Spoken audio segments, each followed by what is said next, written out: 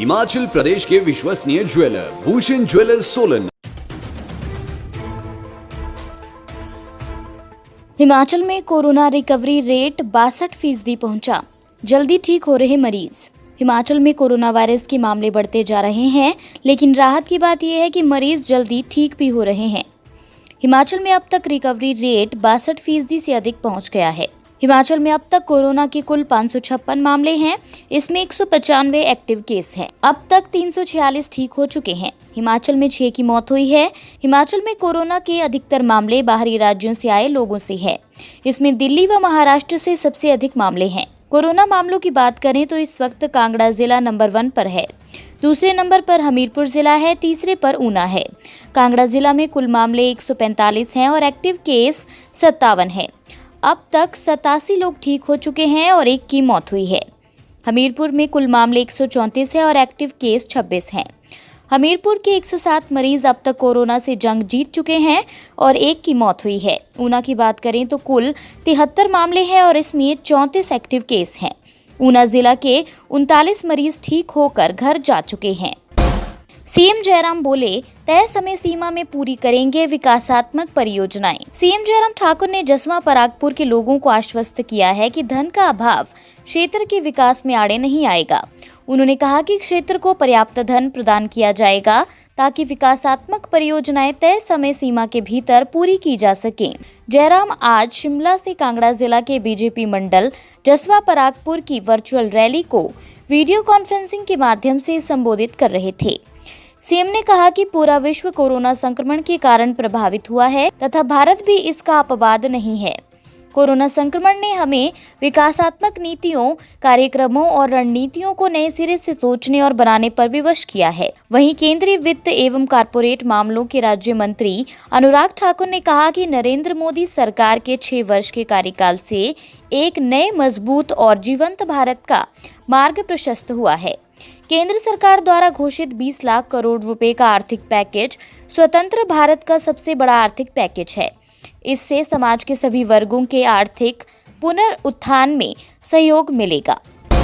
नेता प्रतिपक्ष मुकेश अग्निहोत्री ने खुद को किया घर में आइसोलेट। हिमाचल प्रदेश के नेता प्रतिपक्ष मुकेश अग्निहोत्री ने एक कोरोना संक्रमित के संपर्क में आने के चलते खुद को होम आइसोलेट कर लिया है। मुकेश अग्निहोत्री हरोली विधानसभा क्षेत्र स्थित गोंदपुर में अपने निवास स्थान पर ही क्वारंटाइन हुए हैं। इस बाबत मुकेश अग्निहोत्री ने सोशल मीडिया प्लेटफॉर्म पर जानकारी दी थी। दरअसल मुकेश पंजाब पुलिस के एक जवान के हरोली विधानसभा क्षेत्र स्थित उसके घर शुक्रवार को पारिवारिक सदस्य के निधन पर शोक व्यक्त करने गए थे, लेकिन सोमवार देर रात होशियारपुर पंजाब से पुलिस जवान की रिपोर्ट पॉजिटिव आने की पुष्टि हुई थी। पुलिस जवान रिपोर्ट आने के समय हरोली के हीरानगर स्थित अपने घर पर था, जिसे तत्काल कोविड केयर सेंटर खड्ड में शिफ्ट कर दिया गया है। मुकेश अग्निहोत्री ने सोशल मीडिया पर बताया कि जिस दिन उनकी उससे मुलाकात हुई थी, उनकी सोशल दूरी बरकरार थी, लेकिन नियमों का पालन करते हुए उन्होंने खुद को होम आइसोलेट कर लिया है। सीएमओ ऊना डॉक्टर रमन शर्मा ने बताया कि 2 दिन बाद मुकेश अग्निहोत्री का कोविड जांच के लिए सैंपल लिया जाएगा।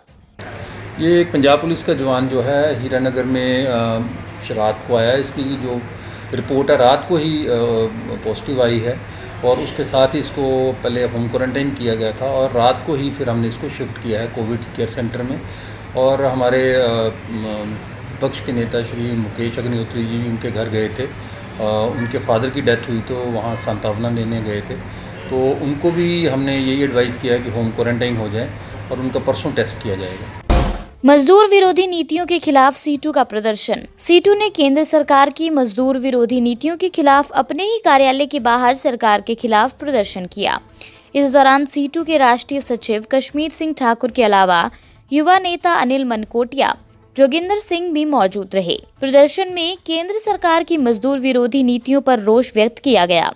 कश्मीर सिंह ठाकुर ने कहा कि सरकार का राशन सड़ रहा है, लेकिन सरकार बांटने में गुरेज कर रही है। उन्होंने मांग की है कि जुमलों से सरकार को चलाने का कोई हक नहीं है और सरकार को सत्ता में रहने का कोई अधिकार नहीं है। ठाकुर ने कहा कि पूरे देश में श्रम कानूनों को बदला जा रहा है, जो कि निंदनीय है और श्रम कानूनों की आड़ में लोगों पर हमले किए जा रहे हैं। उन्होंने कहा कि आज बेरोजगारी की भयंकर स्थिति बन रही है, इसलिए सरकार बेरोजगारों को नौकरी मुहैया करवाए, साथ ही कोरोना की टेस्टिंग का प्रावधान नहीं है, सरकार इसे जल्द सुधारे। जिला में मजदूरों और आम जनता को लेकर जो समस्याएं हैं उनको लेकर प्रदर्शन किया गया।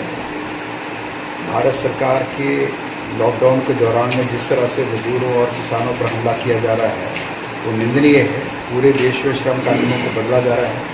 अभी लैंड एक्विजिशन एक्ट दोबारा से ले आया जिसको वापस ले लिया गया था, और इस तरह से मजदूरों के ऊपर हमला किया जा रहा है। श्रम कानून बदल दिया, 8 घंटे से 12 घंटे की ड्यूटी कर दी। 14 करोड़ लोग जो है इस लॉकडाउन के दौरान में नौकरी से बाहर हो गए। कारखानों में नौकरी मिल नहीं रही है, बहुत भयंकर दशा है। और इसलिए हमारी मांग है कि 7,500 रुपया हर मजदूर के खाते में डालो, लोगों को नौकरी दो। और कोरोना से लड़ने के लिए जिस तरह से सरकार कदम उठा रही हो करना काफ़ी है।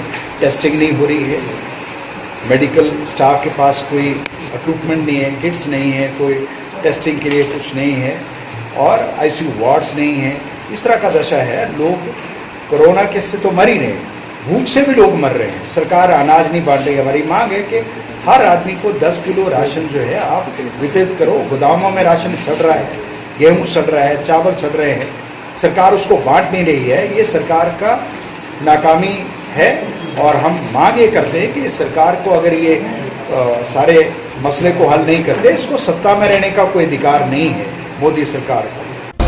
कोरोना संकट में आत्महत्याओं के बढ़ते आंकड़े को लेकर कांग्रेस चिंतित। कोरोना संकट काल में प्रदेश में आत्महत्याओं का आंकड़ा 2 गुना हो गया है। इस पर चिंता व्यक्त करते हुए प्रदेश कांग्रेस प्रवक्ता दीपक शर्मा ने कहा कि इस विषय पर तत्काल गंभीरता के साथ सोचने और इसे रोकने के उपाय करने की आवश्यकता है।